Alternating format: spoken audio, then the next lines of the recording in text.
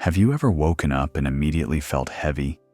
Like before your feet even touch the floor, your mind is already racing with worries, problems, and everything that could go wrong today? Maybe you wake up thinking about bills, maybe about deadlines, maybe about arguments from yesterday that still sting. And before you even start your day, you already feel defeated. If that sounds familiar, if your mornings feel like waking up to a battlefield instead of a gift, then this story is for you. Because once there was a man who woke up angry at the world every single day, until one simple practice, just 5 minutes every morning, changed everything. Not just his mornings, his entire life. Stay with me until the end.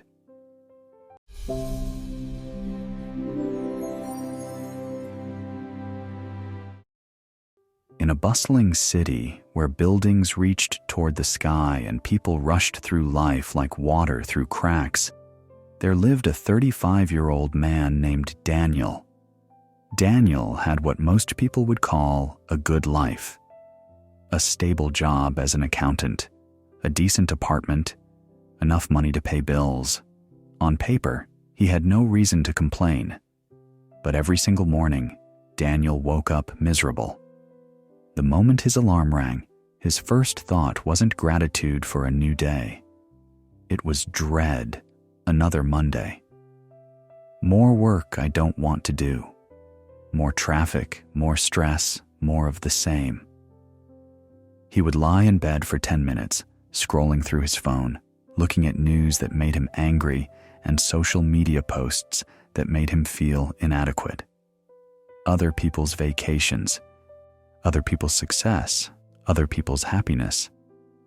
By the time he dragged himself out of bed, his mood was already dark. At breakfast, he wouldn't taste his food. His mind was already at the office, dreading meetings, anticipating problems, replaying yesterday's frustrations. His girlfriend, Sarah, noticed.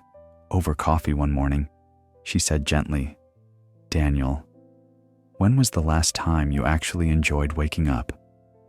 He stared at his coffee cup, unable to remember. "I don't know," he finally said. "Maybe when I was a kid, before life got complicated." Sarah reached across the table. "Daniel, you're alive, you're healthy, you have people who love you, but you act like life is a punishment instead of a gift." Her words stung because they were true. But Daniel didn't know how to change. The negativity felt automatic, like breathing. He would tell himself, "I'll be happy when I get promoted, when I have more money, when things are easier." But when never came. The heaviness grew.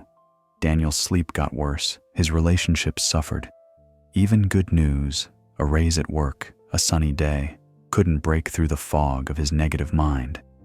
He became the person who found problems in every solution, complaints in every situation. One evening, Sarah said something that shook him.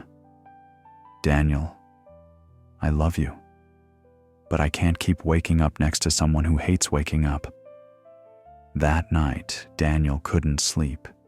He stared at the ceiling, asking himself a question he'd been avoiding for years. When did I become this person? And how do I find my way back?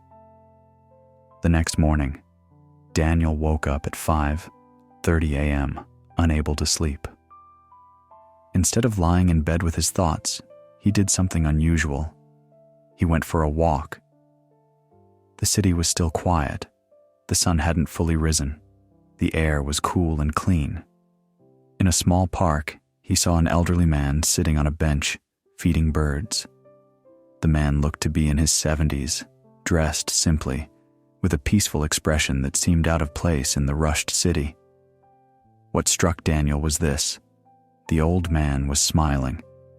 Not at anything in particular. Just smiling. Daniel found himself drawn to the bench. "Mind if I sit?" The old man gestured warmly. "Please." They sat in silence for a moment, watching the birds. Finally, Daniel spoke. "Can I ask you something? You look Happy, genuinely happy. How? The old man chuckled softly.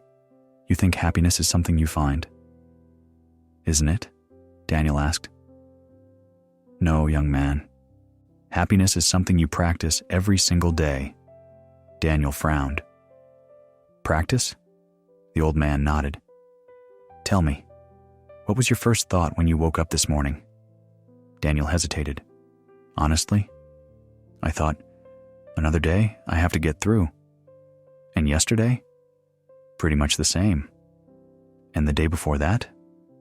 Daniel realized with sudden clarity, every morning was the same. The same negative pattern, the same heavy feeling. The old man's voice was gentle but firm. My friend, you've been training your mind to see problems. Every morning you practice negativity, and now you're very, very good at it.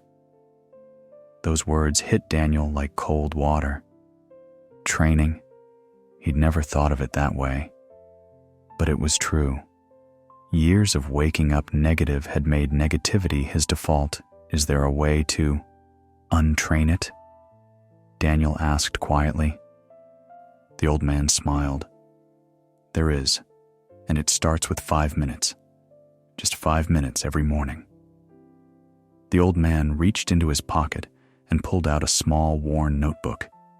He opened it to reveal pages filled with handwriting. For the past 20 years, he said, I've done the same thing every morning.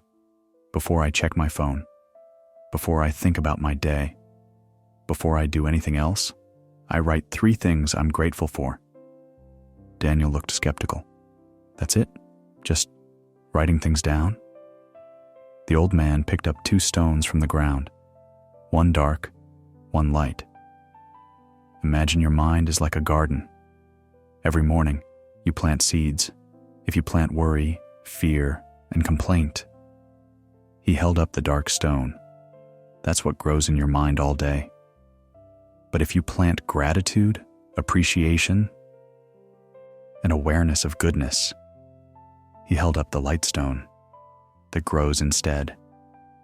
He placed both stones in Daniel's hands. Right now, your garden is full of dark stones. You've been planting them for years. But here's the miracle.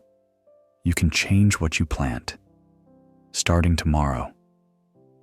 The old man explained the practice. Every morning, before your feet touch the floor, before you reach for your phone, you write 3 specific things you're grateful for. Not vague things like my health or my family. Specific moments, real things. He showed Daniel his own entry from that morning. 1. The way sunlight came through my window and warmed my face. 2. The smell of coffee brewing in my kitchen. 3. My neighbor's daughter waving at me yesterday. Small things? Daniel asked. The smallest things, the old man confirmed, because the small things are the life you're actually living. The big things, success, achievement, future goals, those are just ideas.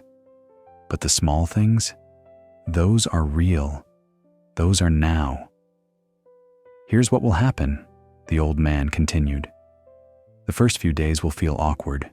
Your mind will resist. It will say, this is stupid. This doesn't change anything.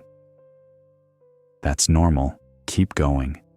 After a week, you'll notice you start looking for good things during the day because you know you'll need 3 things to write tomorrow.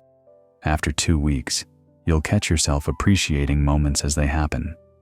After a month, you'll realize your baseline mood has shifted, not because your life changed, because your attention changed. The old man closed his notebook and handed Daniel a blank one from his bag. 30 days, he said, just 30 days. Every morning, 3 things, specific, real, before anything else. Can you do that? Daniel held the notebook, feeling its weight. For the first time in years, he felt something that wasn't dread or anxiety. He felt curiosity. I'll try, he said. The old man smiled. Good. Now go home. Tomorrow morning is your first practice. Day 1. Daniel woke up at 6 a.m. His first instinct was to reach for his phone, but he stopped. He picked up the notebook instead. He stared at the blank page. His mind went blank. What am I grateful for? Finally, he wrote, 1. I woke up today. 2. The bed was comfortable. 3. Sarah is still here. It felt awkward, forced. But he did it. Day 5. The entries were getting slightly more specific. 1. The way Sarah laughed at my joke last night. 2. My morning coffee was perfect temperature. 3. No traffic on my commute yesterday. He still didn't feel different, but he kept going. Day 12. Something shifted. Daniel was at work in a frustrating meeting when he noticed the sunlight coming through the window, creating patterns on the wall. Without thinking, he felt a small flicker of appreciation. That's beautiful, he thought. And then he realized, I'll write about that tomorrow. For the first time, he was actively looking for beauty instead of problems. Day 17. His entries became richer. 1. The sound of rain this morning. It felt like the world was being washed clean. 2. My colleague brought extra coffee for the team without being asked. 3. I noticed how green the trees are becoming. Spring is coming, Sarah noticed too. You seem lighter lately. What changed? Daniel showed her the notebook. She read a few pages, tears forming in her eyes. Daniel, she whispered, you're coming back. Day 25. Daniel woke up before his alarm, not because he had to, because he wanted to. He was excited to write his gratitude. That morning he wrote, 1. I woke up excited for the day. I can't remember the last time that happened. 2. Sarah sleeping peacefully next to me. 3. The fact that I'm learning I have control over my mind. Day 30. Daniel returned to the park at 5:30 a.m. The old man was there, feeding birds as always. Daniel sat beside him, holding out the filled notebook. I did it, he said. 30 days. The old man smiled and, you were right, everything changed. Not my circumstances, those are mostly the same. But I changed. I see differently now, feel differently. Daniel's voice cracked slightly. I didn't realize how much I'd lost until I started finding it again. Joy, appreciation, the ability to be present. I thought they were gone forever. The old man placed a hand on Daniel's shoulder. They were never gone, my friend. They were just buried under years of practiced negativity. You simply chose to practice something else. What do I do now? Daniel asked. Keep going? Forever, the old man said simply. This isn't a 30-day challenge. This is a way of life. Some days will be harder than others. Some mornings you'll have to search longer for those 3 things, but they're always there, always. 6 months later, Daniel still writes his 3 gratitudes every morning. It's no longer forced. It's become as natural as breathing. His relationship with Sarah is stronger. His work hasn't changed, but his experience of work has. He still has bad days, but they don't consume him like before. And every few weeks, he meets the old man in the park, and they sit in peaceful silence, watching the world wake up together. My friend, Daniel's story is your story. It's my story. It's the story of anyone who has forgotten how to appreciate the life they're living while chasing the life they think they want. Here's the truth that changed Daniel's life. You cannot control what happens to you, but you can control where you place your attention. And where you place your attention determines your experience of life. Right now, You have a choice.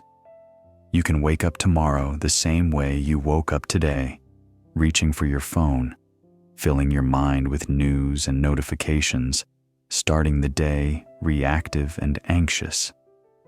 Or you can try something different. Here's what I want you to do. Tonight, before you sleep, place a notebook and pen next to your bed. Not your phone. A notebook. Tomorrow morning. Before your feet touch the floor. Before you check any device. Write 3 specific things you're grateful for from yesterday. Not vague, specific. The way your coffee tasted. The smile from a stranger. The comfort of your pillow. The fact that you can see, hear, breathe. Do this every morning for 30 days. I promise you this.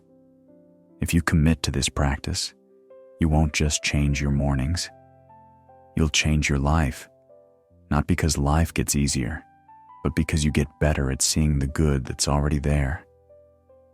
If this story touched you, if you're ready to transform your mornings and your mind, share this video with someone who needs this message.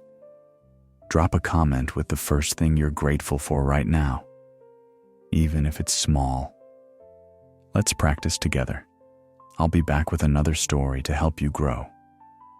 Until then, remember, life doesn't get better by chance. It gets better by choice, and that choice begins the moment you wake up tomorrow. Your 5 minutes of gratitude can change everything. Wake up grateful, stay patient, keep growing.